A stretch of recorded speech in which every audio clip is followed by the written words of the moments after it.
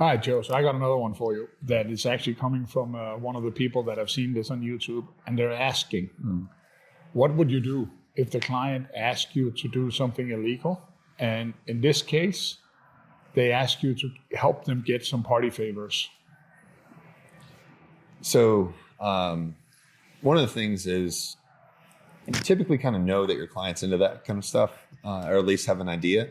So hopefully you've thought about it proactively a little bit, and you kind of have an idea of what to do ahead of time. Because when you're caught in that moment, you might not do the smartest thing.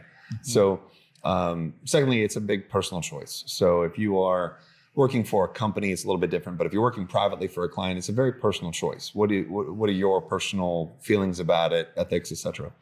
So everyone's kind of going to be different there. For me, I personally don't care what somebody does as long as it's a victimless crime and it doesn't impact me. So, for example, if they're doing something, illegal or what have you, I don't want it to impact my license, get me jammed up or anything like that. As long as it's got some separation, I kind of turn a blind eye to it. I'm not going to counsel them and tell them to, straighten their life out or anything like that if I feel differently about it, right? I'm just going to kind of turn a blind eye to it. Now, if they ask me to facilitate something like that, definitely try to, third party that, push that off onto somebody else and make that almost very clear so that way it doesn't happen again. So that's the way of saying no respectively, or, you know what I mean? You're saying, I'll get so-and-so to handle it or something like that. So you're, getting somebody else that is kind of into that as well to handle it.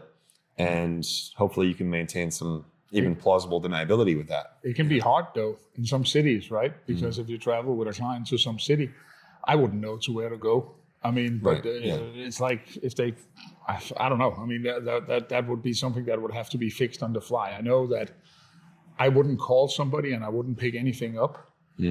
But if they say, hey, there's somebody downstairs that I want to meet with, and you kind of know who it is, I don't care as long as they do it in the room or whatever, or buy whatever they need in the room, or go down and meet the person, or it's done outside or whatever. But it's not for me or my guys to actually get it for them, I would say. Yeah.